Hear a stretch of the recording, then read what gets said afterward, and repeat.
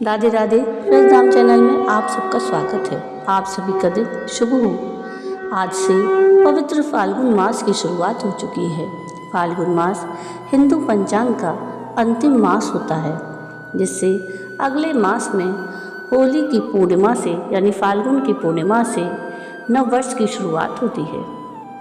फाल्गुन मास में भगवान शिव और भगवान श्री कृष्ण की मुख्य रूप से आराधना की जाती है।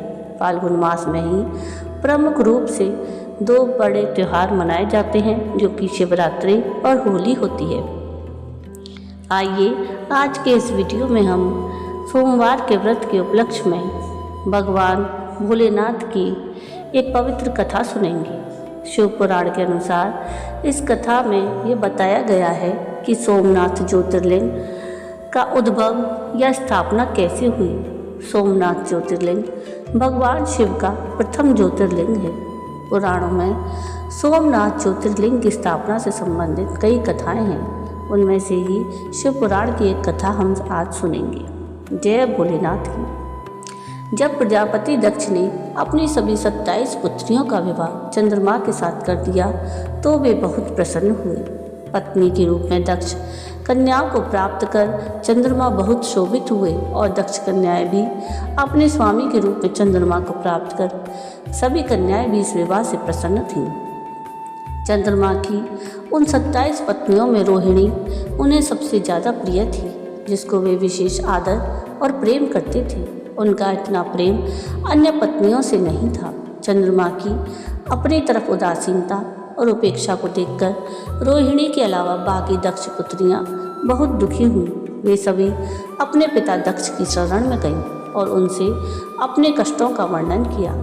अपनी पुत्रियों की व्यथा और चंद्रमा के दुर्व्यवहार को सुनकर दक्ष भी बड़े दुखी हुए।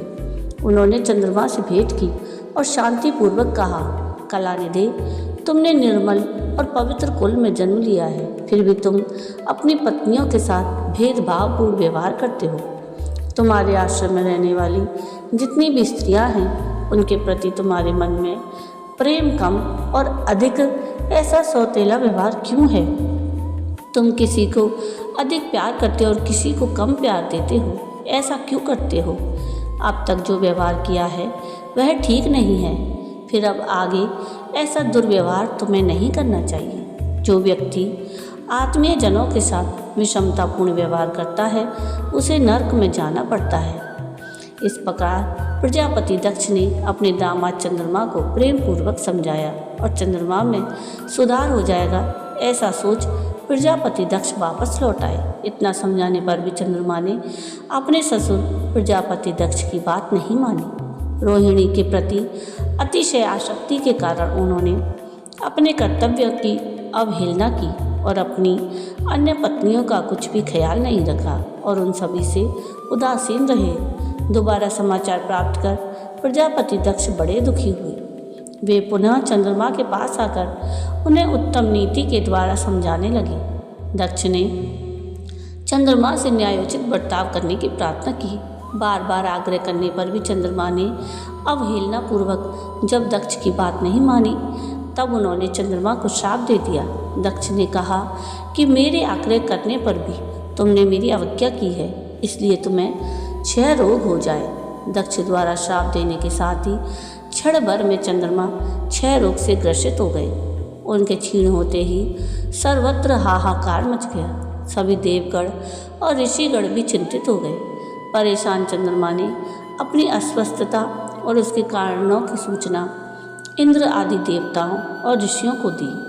उसके बाद उनकी सहायता के लिए इंद्र आदि देवता और वशिष्ठ आदि ऋषिगण ब्रह्मा जी की शरण में गए। ब्रह्मा जी ने उनसे कहा कि जो घटना हो गई है उसे तो भुगतना ही है, क्योंकि दक्ष के निश्चय को पलटा नहीं जा सकता।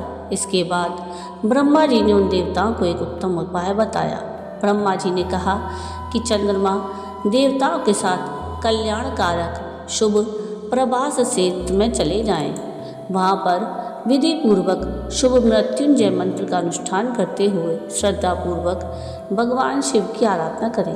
अपने सामने शिवलिंग की स्थापना करके प्रतिदिन कठिन तपस्या करें। इनकी आराधना और तपस्या से जब भगवान भोलेनाथ प्रसन्न हो जाएंगे तो वे इन्हें क्षय रोग से मुक्त कर देंगे। पितामह ब्रह्मा जी की आज्ञा को स्वीकार कर देवताओं और ऋषियों के संरक्षण में चंद्रमा देवमंडल से प्रवास क्षेत्र में पहुंच गए। वहां चंद्रदेव ने मृत्युंजय भगवान की अर्चना, वंदना और अनुष्ठान प्रारंभ किया। वे मृत्युंजय मंत्र का जप और भगवान शिव की उपासना में तल्लीन हो गए। ब्रह्मा जी की आज्ञा के अनुसार चंद्रमा ने 6 महीने तक निरंतर तपस्या की और वृषभ ध्वज का पूजन किया। 10 करोड़ मृत्युंजय मंत्र का जप और ध्यान करते हुए चंद्रमा स्थिर चित्त सेवा निरंतर खड़े रहे। उनकी तपस्या से भक्तवत्सल भगवान शंकर प्रसन्न हो गए। उन्होंने चंद्रमा से कहा कि चंद्रदेव, तुम्हारा कल्याण हो। तुम जिसके लिए यह कठोर तप कर रहे हो उस अपनी अभिलाषा को बताओ। मैं तुम्हारी इच्छा के अनुसार तुम्हें उत्तम वर प्रदान करूँगा। चंद्रमा ने प्रार्थना करते हुए विनयपूर्वक कहा, देवेश्वर, आप मेरे सब अपराधों को क्षमा करें और मेरे शरीर के इस क्षय रोग को दूर कर दें। भगवान शिव ने तपस्या से प्रसन्न होकर चंद्रदेव से वर मांगने के लिए कहा। इस पर चंद्रदेव ने वर मांगा कि हे भगवान, आप मुझे इस श्राप से मुक्त कर दीजिए और मेरे सारे अपराध क्षमा कर दीजिए। इस श्राप को पूरी से समाप्त करना भगवान शिव के लिए भी संभव नहीं था, अतः मध्य का मार्ग निकाला गया। उन्होंने कहा कि चंद्रदेव, तुम्हारी कला प्रतिदिन एक पक्ष में क्षीण हुआ करेगी, जबकि दूसरे पक्ष में प्रतिदिन वह निरंतर बढ़ती रहेगी। इस प्रकार तुम स्वस्थ और लोक सम्मान के योग्य हो जाओगे। भगवान शिव का कृपा रूपी प्रसाद प्राप्त कर चंद्रदेव बहुत प्रसन्न हुए। उन्होंने भक्तिभावपूर्वक भगवान शंकर की स्तुति की। ऐसी स्थिति में निराकार शिव उनकी दृढ़ भक्ति को देखकर साकार लिंग रूप में प्रकट हुए और संसार में सोमनाथ ज्योतिर्लिंग के नाम से प्रसिद्ध हुए। जय सोमनाथ की। तो ये थी भगवान भोलेनाथ की एक प्रसिद्ध कथा, जिसमें सोमनाथ ज्योतिर्लिंग के प्रकट होने की कथा पर आपको सुनी। आइए अब सुनते हैं भगवान भोलेनाथ की आरती। ओम जय शिव ओंकारा। जय भोलेनाथ की। ओम जय शिव ओंकारा, स्वामी जय शिव ओंकारा। ब्रह्मा विष्णु सदा शिव, ब्रह्मा विष्णु सदा शिव, अर्धांगी धारा।